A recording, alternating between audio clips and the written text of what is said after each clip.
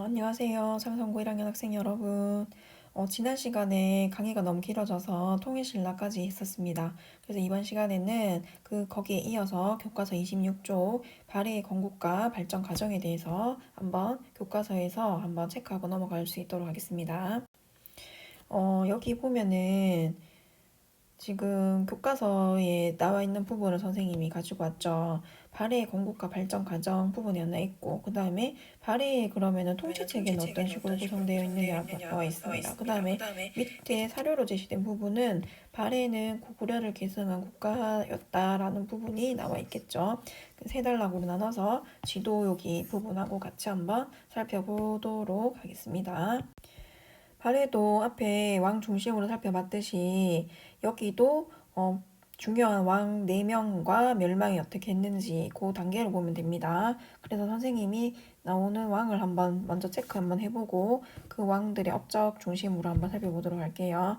처음에는 대조영이라는 이름이 나오네요.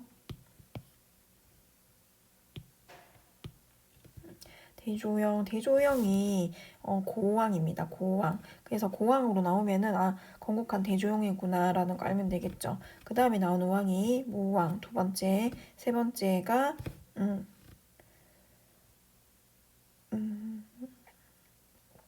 문왕, 그 다음에 선왕, 그 다음에 멸망 이렇게 5개 구분해서 보면 되겠습니다. 그러면 첫 번째부터 선생님하고 한번 살펴볼게요. 첫 번째 대조영은 중요한 게 고구려 유민과 말갈 집단으로 구성되어 있다라고 했습니다. 그래서 지린성 동모산 근처 여기 지도에 봅시다. 동모산 여기 나오죠.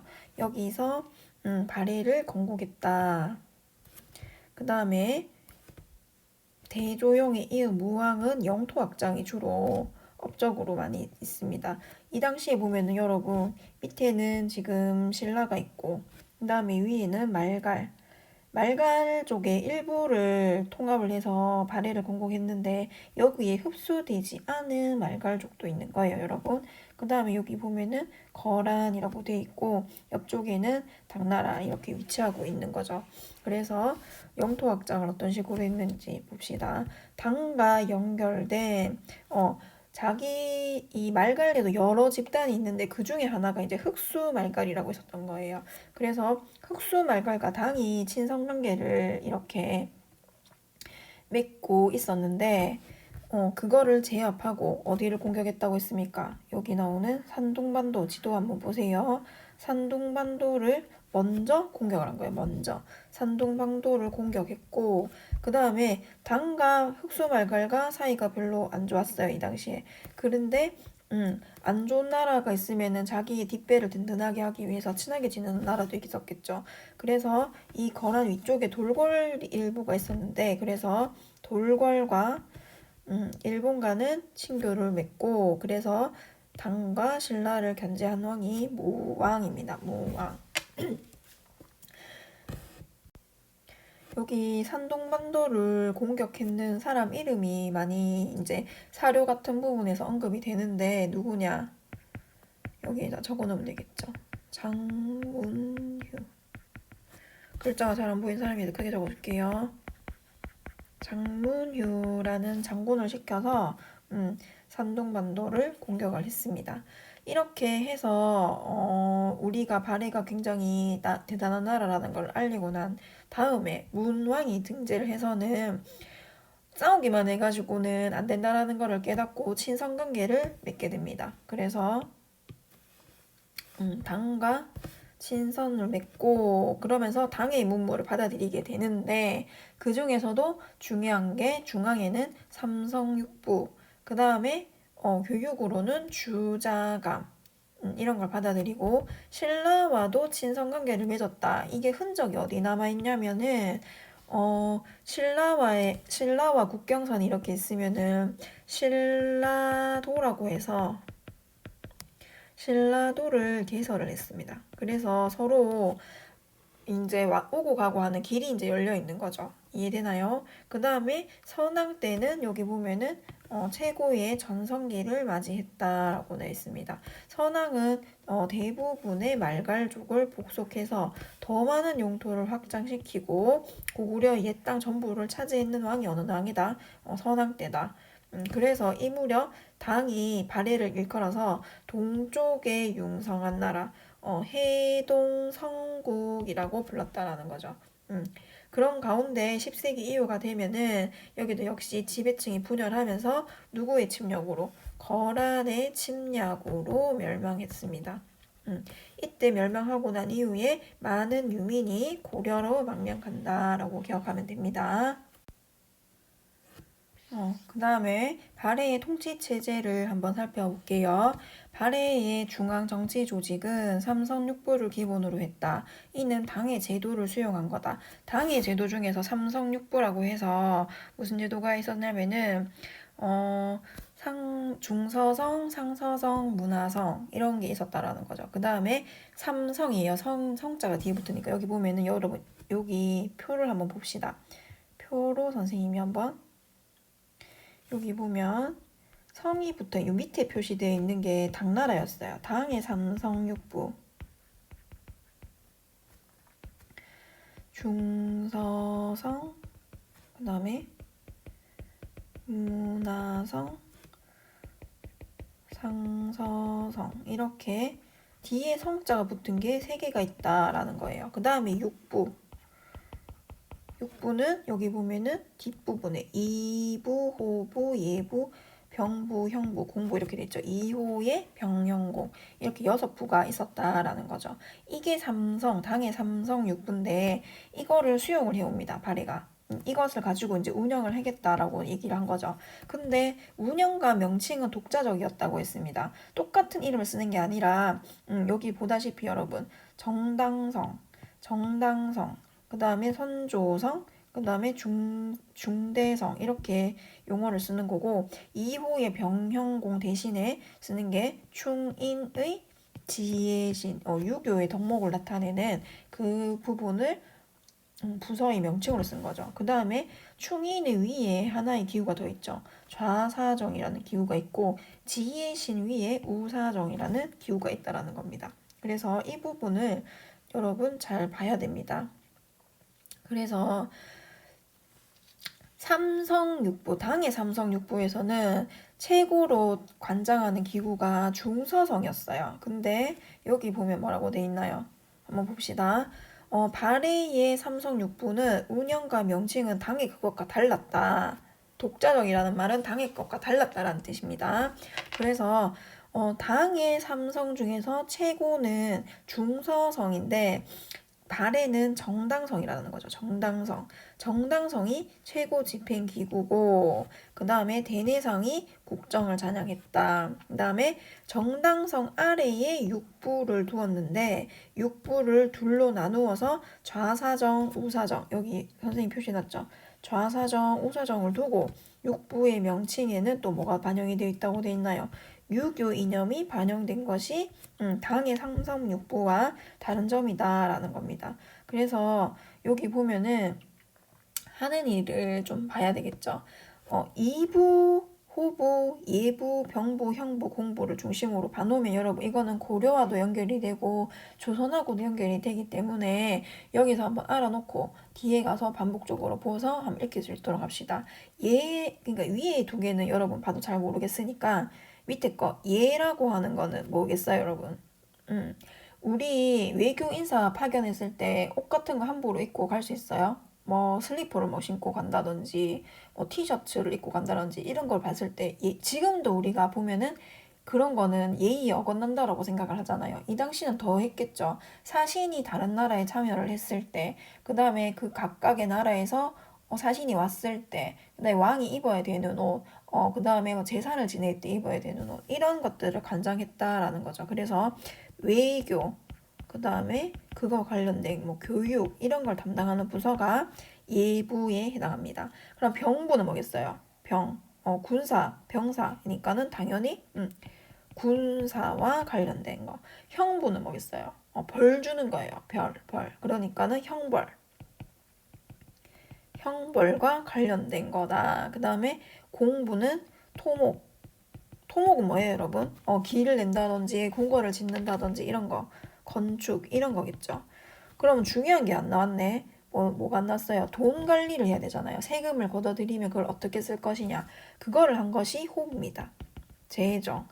그러면 사람들을 뽑아서 공무원들을 채용을 하잖아요. 지금도 시험을 쳐서. 그래서 어디 배치를 해서 어떤 식으로 이 사람을 쓸 건지 결정하는 게 2부입니다. 그래서 인사권, 이번에 인사 발령이 어디로 났다. 이런 식으로 이용하잖아요. 그래서 인사권, 인사와 관련 게 2부다. 요 정도는 여러분 기억을 하고 있어야 되겠죠.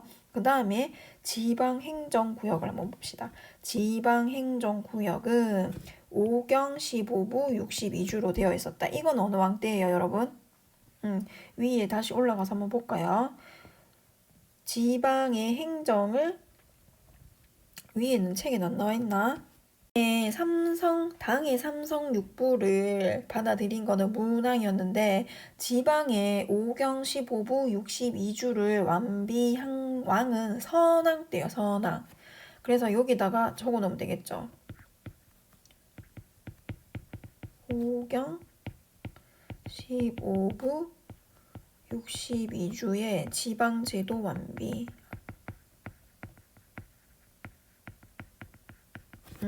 지도에서 한번 살펴보고 갑시다. 발해가 이렇게 있는데 처음엔 동모산에서 건국을 했다라고 했습니다. 그러면은 5개, 5경, 5개의 수도에 해당하는 부분 한번 찾아볼까요? 선생님하고 같이. 여기 상경, 그 다음에 중경, 동경, 서경, 남경 5개 맞나요, 여러분? 그 다음에 6개의 부도 한번 표시를 한번 해봅시다. 하나, 둘, 셋, 넷, 다섯, 여섯, 일곱, 여덟, 아홉, 열, 열하나, 열둘, 열셋, 열넷, 그 다음에 여기 숨어있는 거 용천부 15 맞나요? 그래서 5경 15부 62주 여기 주가 또 얼마나 수없이 많이 있겠어요. 부 안에 딸려있는 거겠죠. 이렇게 있었다라는 거. 그 다음에 거기에 중요한 거는 지방간을 파견해서 다스렸고 지방의 말단이 그 지방 그 62주 아래에는 또 뭐가 있다라는 거예요. 15부 62주 그 아래 그 밑에 또 촌락이 있는데 이거는 말갈족의 수령의 도움을 받아서 다스렸다라는 겁니다. 이해됐죠? 그 다음에 중국 및 일본의 외교사절로 파견되어 교육을 담당하기로 했다. 수령이. 이 부분을 보면 되겠습니다. 그 다음에 이 사료 부분이 중요한데 우리는 당연히 여러분 발해가 어느 나라를 계승한 우리의 나라 고구려를 계승한 우리나라의 역사라고 당연히 생각하겠죠. 근데 이 발해를 두고 지금 각 나라마다 어느 나라가 중국은 동북 공정이라고 해서 여러분 들어봤는 사람도 있을 거예요. 현대에 들어가지고 자기 지금의 중국의 영토, 자기의 영역 안에 있는 그 지역의 모든 역사를 자기 중국의 역사라는 주장을 하면서 주장을 하면서 지금 작업을 하고 있다라는 거죠. 자기 나라의 역사라고. 그래서 이 안에 들어간 나라들이 고구려, 그 다음에 발해도 중국의 역사다라고 지금 하고 있습니다. 여러분 여기 지도에 보면은 여기 위에 부분, 송화강 위에 이 부분은 또 지금 러시아와 또 인접해 있고 이 말갈족의 일부가 지금 러시아의 소수 민족으로 또 살고 있습니다. 그래서 러시아 역시 이 발해가 자기 나라의 역사라고 주장을 하고 있겠죠. 그 다음에 뭐 북한은 말할 것도 없고 우리나라도 우리나라의 역사라고 얘기하고 있고 일본 역시도 너무 거리가 멀어서 자기 나라의 역사라고는 주장을 하고 있지는 않지만 중국의 역사도 아니고 러시아의 역사도 아니고 그 다음에 한반도의 역사도 아니다라고 주장을 하고 있습니다. 그런 상황에서 우리가 왜 그런 발해가 우리나라의 역사인지 알아야 되겠죠, 여러분. 그래서 그 부분을 오늘 선생님하고 한번 정리를 한번 하고 갈게요. 오늘 한번 정리를 해놓고 한번 여러분이 잘 기억을 해보세요. 왜 그러면 발해사가 확실하게 우리나라 역사다라고 주장을 우리는 하고 있는데 다른 나라에서 그렇게 주장하는 이유를 알아야 되겠죠. 그래서 발해사가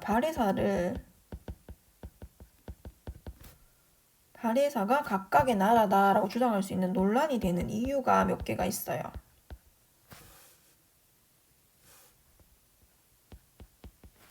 첫 번째는 아까 전에 선생님 여기 설명했듯이 건국할 때부터 고구려 유민 플러스 그 다음에 말갈 집단으로 구성되어 있다라고 했잖아요. 그래서 주민의 대다수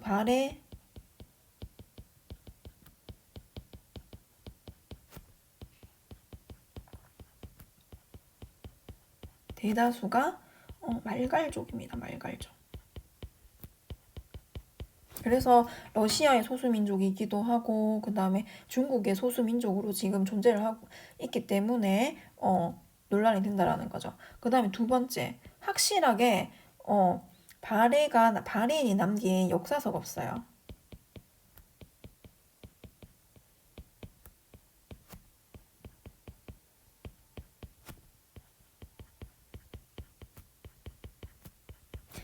지금 우리한테 전해지는 역사서가 없기 때문에 뚜렷하게 우리가 그러니까 정확하게 얘기를 못 하고 있다라는 거죠.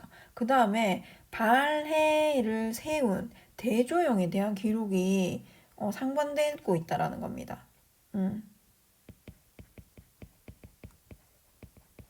대조영에 대한 기록이 충돌하고 있습니다. 어떻게 충돌하고 있느냐? 중국에서 기원한 사람이다라는 얘기도 있고 고구려 유민이었다라는 얘기도 있다라는 거죠. 그래서 이렇게 논란이 되고 있는데 우리는 당연히 발해가 우리나라 역사니까는 그럼 어디에 근거해서 그런 주장을 하는지를 알아야 되겠죠. 밑에 여기 보면은 봅시다.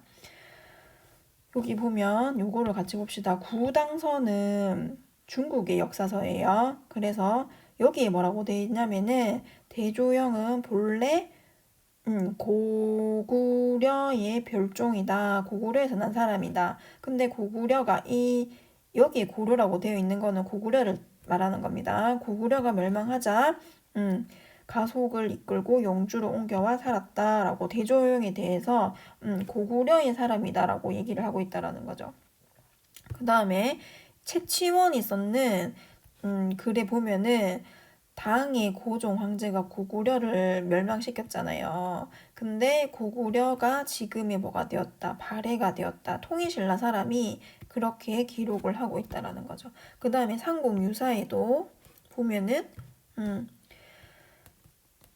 고구려의 옛장수 그러면서 대신데 나라를 세웠는데 발해를 한다라고 나오고 그 다음에 일본에서 발해 왕에게 칙서를 보냈는데 뭐라고 보냈냐면은 고려 국왕에게 문안합니다라고 해서 발해를 고구려라고 표현했다라는 거죠. 그래서 이 나라는 고구려를 계승했다라는 것을 이런 사료에서 알 수 있다라는 거예요.